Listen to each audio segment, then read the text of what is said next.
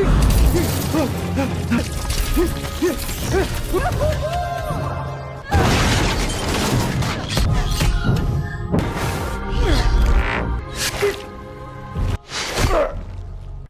balik lagi sama aku Dian di Bale Movie.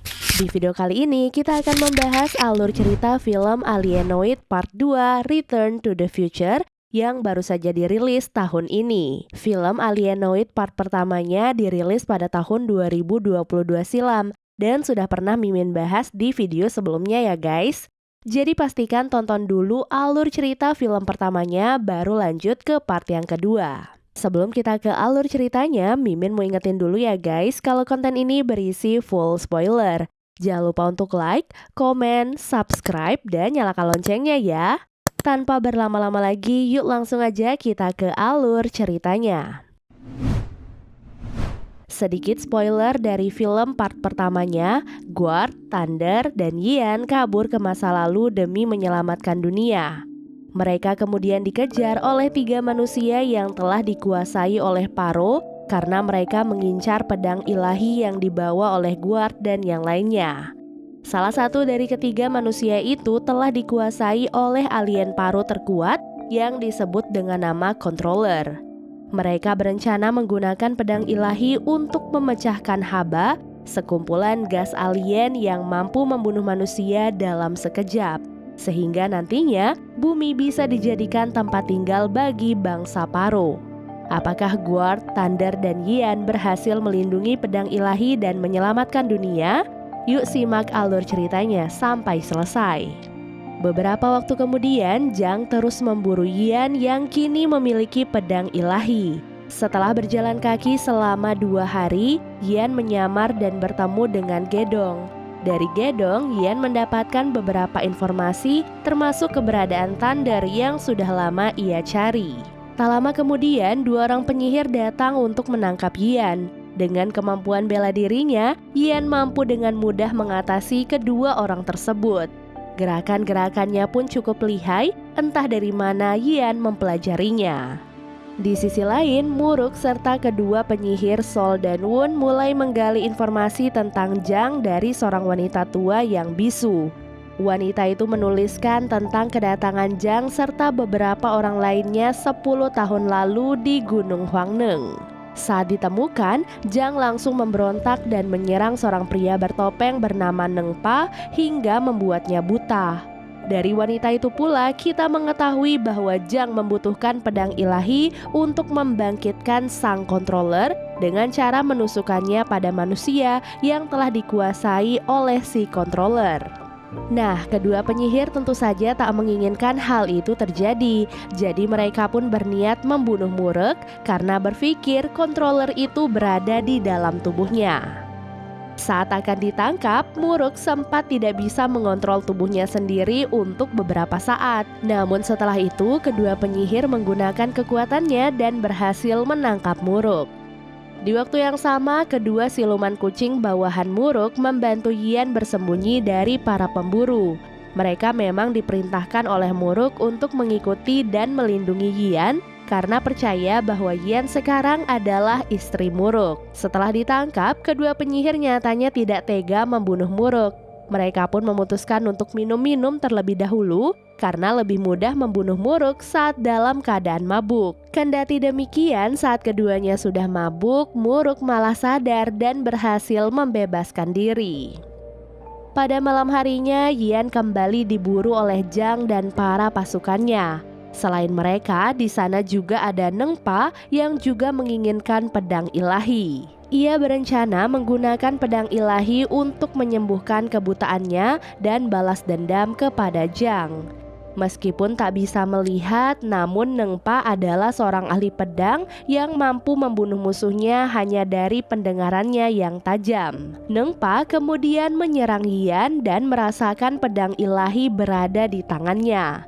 Dari pengakuannya, Nengpa ternyata pernah melihat Guard dengan pedang ilahi itu saat menangkap Paro di masa lalu.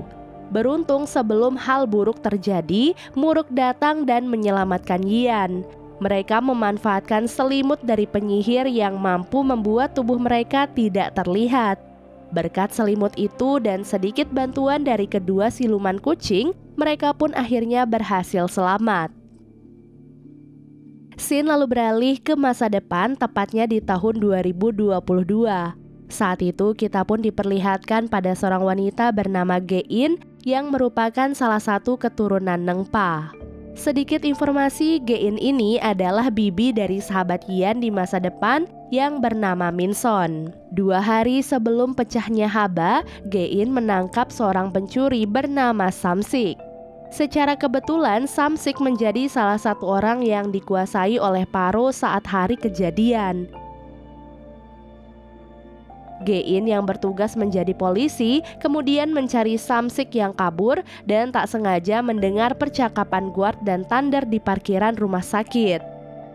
Sejak saat inilah Gein mengetahui ada sesuatu yang aneh tentang Guard, termasuk anaknya yaitu Yian. Ia pun mulai menggali informasi tentang Guard dari handphone Yian saat Yian sedang bermain ke rumah Minson. Semuanya menjadi suatu kebetulan di mana Samsik yang saat itu diincar oleh Gein menjadi salah satu orang yang terjebak di dalam kabut Haba. Gein dan seorang polisi kemudian menyaksikan semua yang terjadi hari itu. Hari di mana Guard dan yang lainnya berpindah ke masa lalu demi menghindari kekacauan yang lebih besar di masa depan. Kembali ke masa lalu, Muruk memberitahu Yian bahwa Yian sebenarnya adalah teman masa kecilnya. Dari sini terungkap bahwa dahulu Muruk sempat menyelamatkan Yian saat pingsan di pinggir sungai. Muruk kemudian bertanya kepada Yian tentang identitas controller bos tahanan alien yang kabur dari penjara di masa depan. Dari pertanyaan Muruk ini terungkap bahwa di masa kecilnya Muruk pernah tak sengaja bertemu dengan controller hingga akhirnya ia meyakini bahwa controller telah masuk ke dalam tubuhnya. Mengetahui hal ini, Yian berusaha meyakinkan bahwa Muruk tetap bisa menjadi dirinya sendiri meskipun tubuhnya kini menjadi inang alien.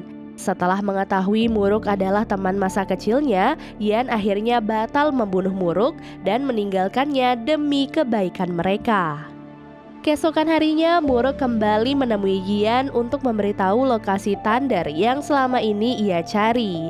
Sesampainya di lokasi, Yian menemukan mesin Thunder dalam keadaan mati karena tidak memiliki energi. Demi mendapatkan energi untuk mengaktifkan Thunder, Yian bergegas menuju lokasi pesawat Thunder yang ternyata berada di markas Jang. Di lain pihak, Muruk dan pengikut setianya juga bergerak menuju markas Jang untuk menyelamatkan Gedong, teman baiknya yang telah diculik oleh Jang.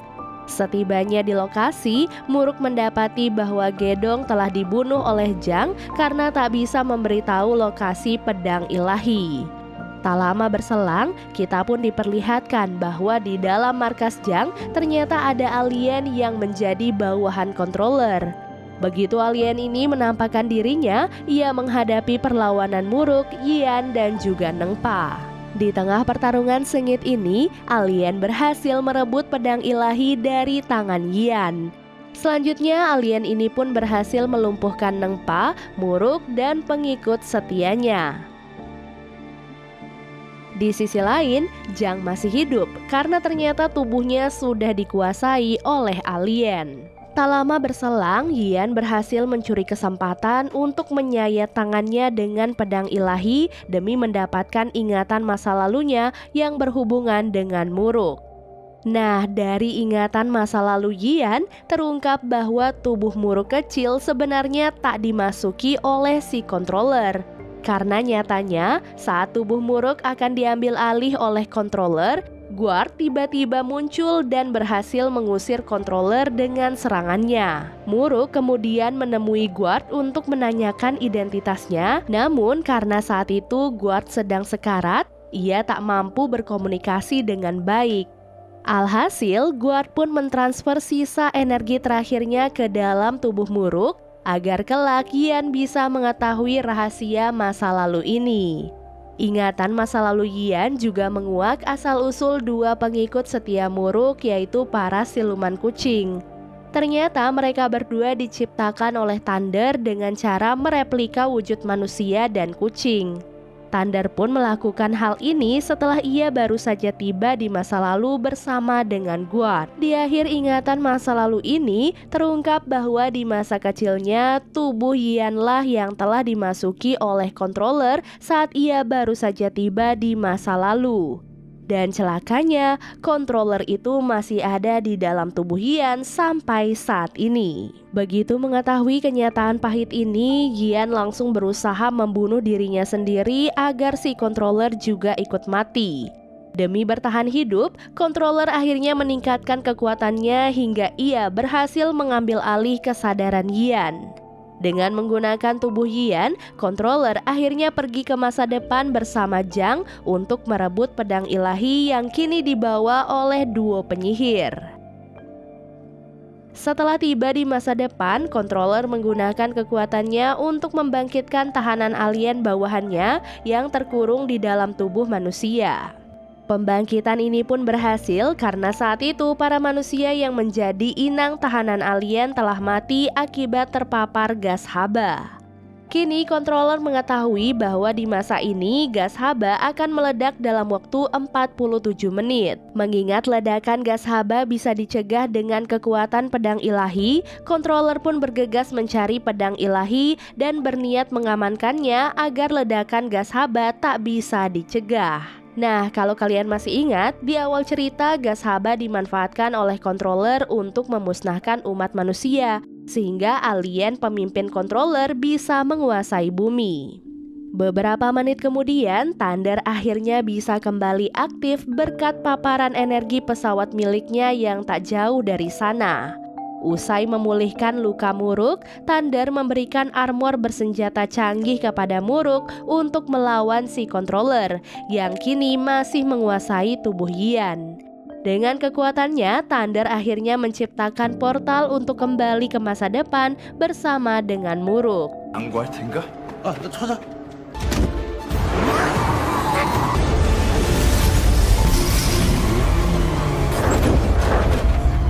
Di waktu bersamaan, Neng Pa secara ajaib juga bisa kembali pulih dan bahkan ia juga kembali mendapatkan penglihatannya. Setelah itu, duo penyihir yang kini berada di masa depan tak sengaja bertemu dengan Gein keturunan Neng Pa. Tak lama kemudian, duo penyihir ini pun dikejar oleh Samsik yang tubuhnya telah dikuasai oleh alien bawahan controller. Demi keselamatannya, Gein pun akhirnya melarikan diri sambil mencari cara untuk memberi bantuan. Dalam waktu berdekatan, controller yang masih menguasai tubuh Yian berhasil menemukan dua penyihir yang selama ini ia kejar karena memegang pedang ilahi yang ia cari. Kini terjadi dua pertarungan sengit di kereta api yang sedang melaju kencang. Pertarungan pertama adalah Thunder dan Muruk melawan Samsik yang sebelumnya mengejar dua penyihir. Dan pertarungan kedua adalah dua penyihir melawan controller yang masih menggunakan tubuh Yian. Pertarungan ini pun terus berlanjut sampai akhirnya Muruk dengan armor canggihnya berhasil menemukan controller. Di momen ini, Muruk menggunakan kekuatan armornya untuk mengeluarkan controller dari tubuh Yian. Agar semakin efektif, Muruk akhirnya memindahkan armor ini ke tubuh Yian hingga akhirnya controller pun terpaksa keluar dari tubuh tersebut. Controller kemudian berpindah ke dalam tubuh Samsik dan melancarkan serangan balik. Serangan balik controller ini pun sangatlah kuat hingga menciptakan ledakan yang mengakibatkan kereta api terpental dan mengalami kerusakan berat. Beruntungnya Yian dan teman-temannya berhasil melarikan diri sebelum kereta api ini jatuh dengan keras. Setelah itu, alien di dalam tubuh Zhang akhirnya keluar dari tubuh manusianya dan berusaha membunuh Yian yang kini masih dalam kondisi lemah. Di tengah situasi genting ini, Gein tiba-tiba muncul dan berhasil melancarkan serangan untuk menyelamatkan Yian. Berbekal pesan dari Neng Pa leluhurnya di masa lalu, Gein akhirnya mengetahui bahwa tugasnya di sini adalah memberikan senjata kepada dua penyihir untuk melawan alien. Tak lama berselang, Muruk yang sebelumnya terluka akhirnya kembali bangkit dan menemukan kekuatan terbaiknya. Dari situ, duo penyihir pun bekerja sama dengan Muruk dan Gein untuk menghentikan alien bawahan controller. Selagi mereka sibuk bertarung, Yian dengan bimbingan Thunder berusaha mendekati jantung pesawat alien demi mencegah ledakan gas haba yang akan terjadi dalam hitungan menit. Saat berhasil mencapai lokasi dengan penuh perjuangan, Yian langsung melemparkan pedang ilahi ke jantung pesawat alien hingga akhirnya ledakan haba pun berhasil dicegah. Kehancuran jantung pesawat juga secara otomatis melenyapkan para alien bawahan controller.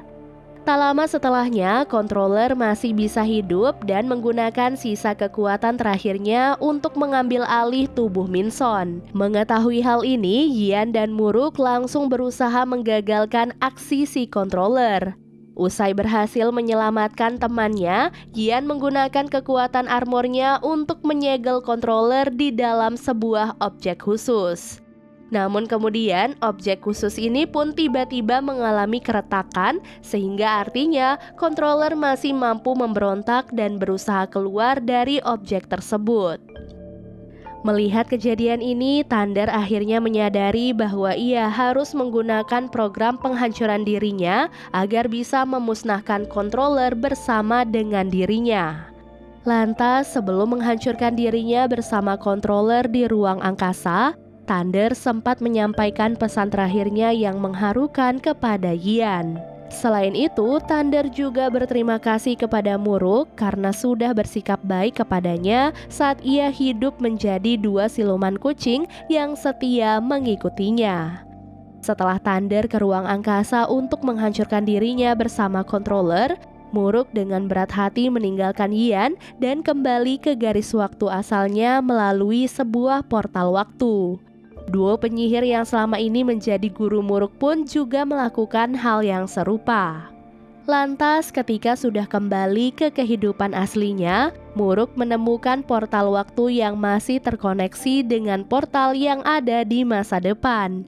Dengan portal waktu itu pun, Muruk akhirnya pergi ke masa depan untuk menemui Yian agar ia bisa menyatakan rasa cintanya. Dan film pun akhirnya selesai.